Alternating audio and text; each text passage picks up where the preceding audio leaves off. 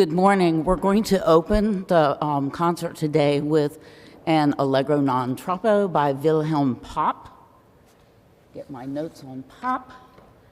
Pop was the principal flutist in the Hamburg Philharmonic Orchestra for many years. He studied with the great Parisian teacher Louis Drouet. Pop composed over 500 works for flute, including concertos, duos, trios, and solos with piano.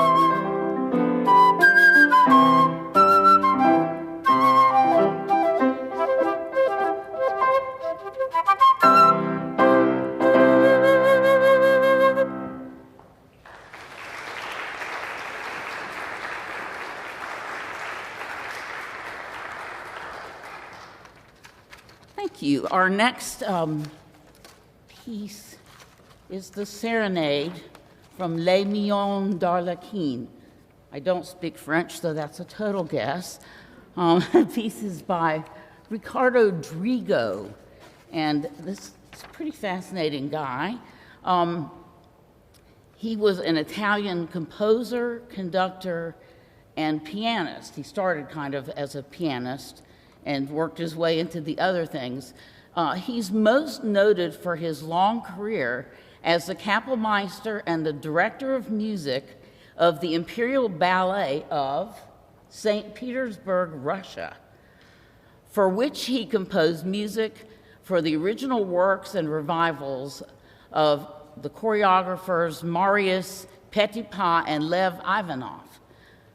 He also served as orchestra leader for Italian opera performances of the orchestra of the Imperial Mariinsky Theater. During his long career at St. Petersburg, Drigo conducted the premieres and the regular performances of nearly every ballet and Italian opera that was performed on the Tsarist stage. This serenade is from the ballet based on episodes from the Italian Commedia dell'arte, which was called Les Millions d'Arlequin, the Millions of Harlequin.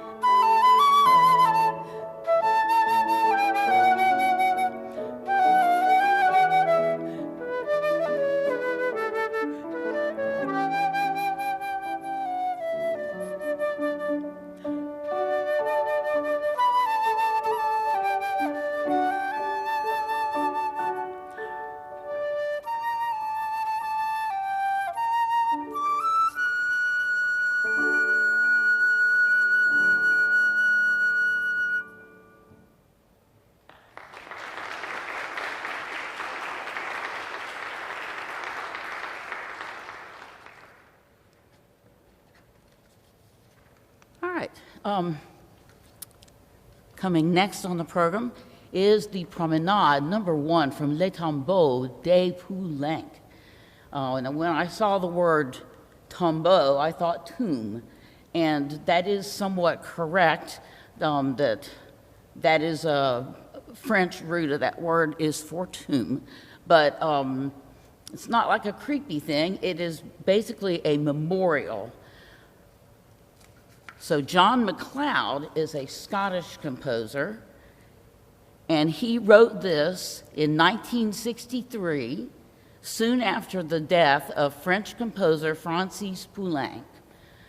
And it is in the French tombeau tradition,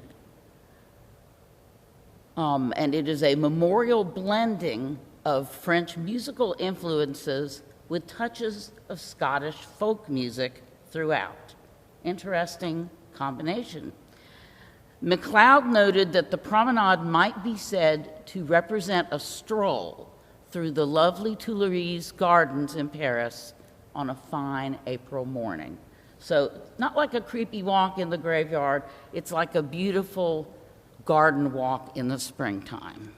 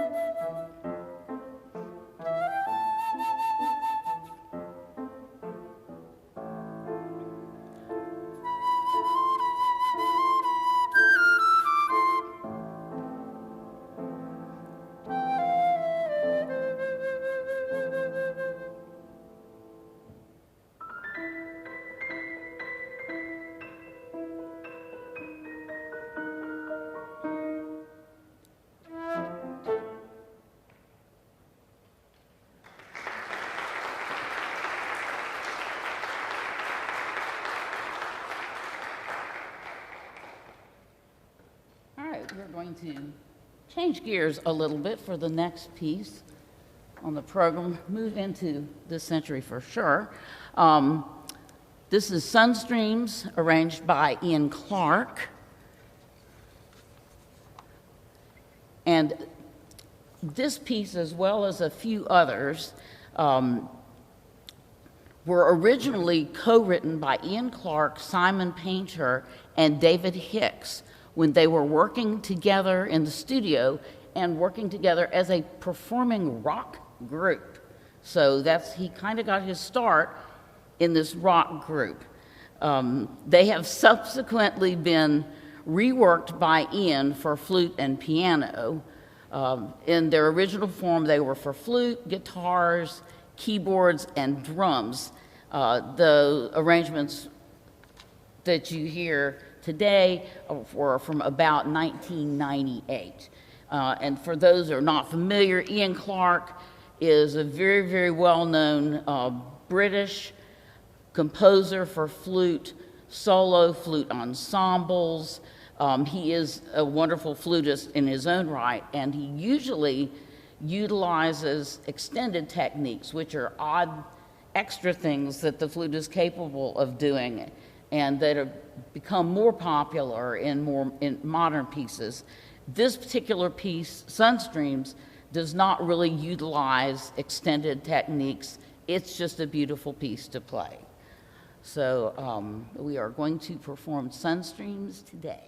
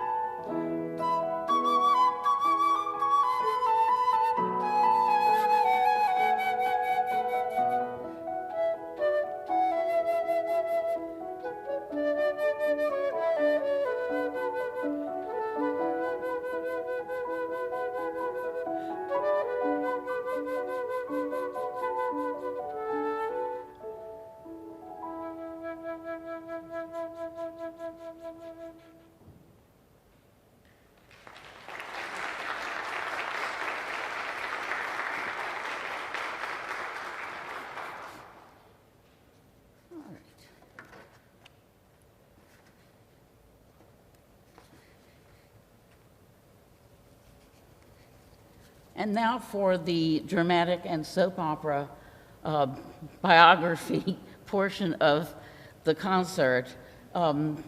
This next piece is by a composer named Mel Bonis, and Mel was the name chosen by this composer in a time that she lived. She felt that she could perhaps sell more readily without using her full name of Melanie. Mel Bonis faced struggles due to the era in which she lived. Although she attended the Conservatoire in Paris for a few classes and was a gifted student, her parents withdrew her when she fell in love with a poet at the school. They had to be persuaded to even let her take these music classes to begin with. But they immediately took her out. That marriage was unacceptable.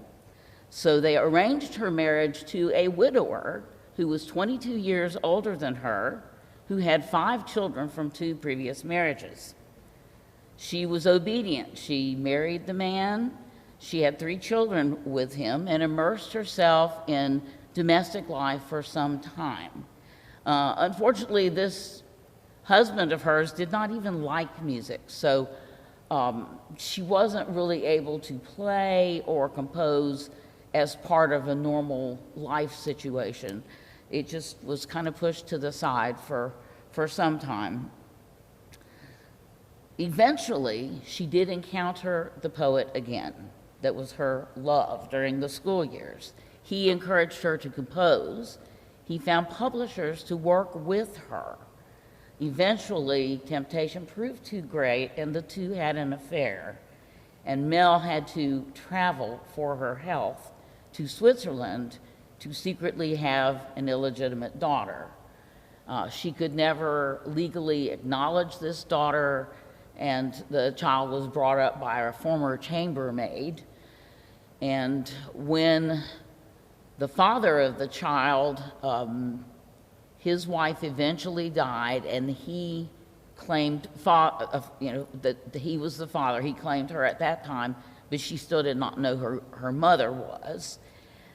And she did get to know Mel Bonis over time, and unfortunately began a romance with one of Mel Bonis's children from her marriage with the husband that she had, who would be her half-brother. So at that time, the secret had to be divulged to the daughter, but those two could not get married. So there was a lot of drama, sadness, unrequited love. Both Mel and her daughter ended up living pretty extended lifespans. And in spite of all her difficulties, Bonis composed over 300 works for piano, organ, chamber ensembles, vocal ensembles, and orchestras. She writes beautifully. This is my first experience with her work, and I hope to play more from her. This piece is called the Via Noire, not the Via Noise. It kind of looks like noise. But it's just a beautiful waltz with a lot of character and a little humor, I think, added to it. A lovely piece.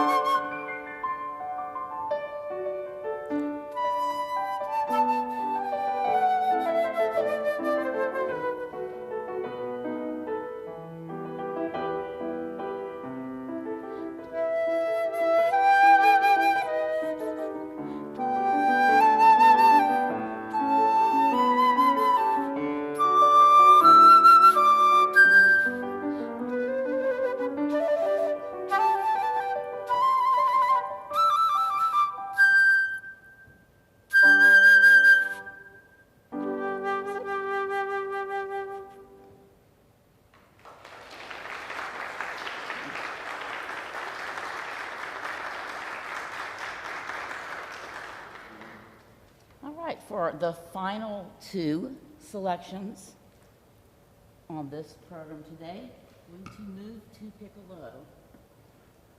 And the first one is a ragtime selection written by Scott Joplin. Scott Joplin was an American composer and pianist. Because of the fame achieved for his ragtime compositions, he was dubbed the King of Ragtime. During his career, he wrote over 40 original ragtime pieces, 1 ragtime ballet, and 2 operas. He viewed ragtime as classical music. The Easy Winners is one of his most popular works.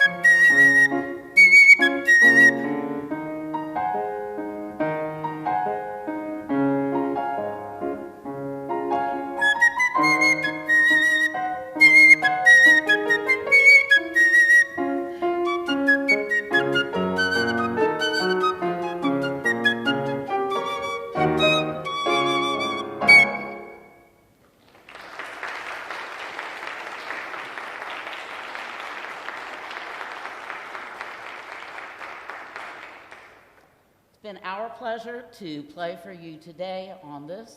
Thank you for coming out. We have one final short selection in the Celtic vein, and it is from a piece called Innis Glass by Lisa LeMay, and the movement we're doing is called Go Gardy's Pub Crawl.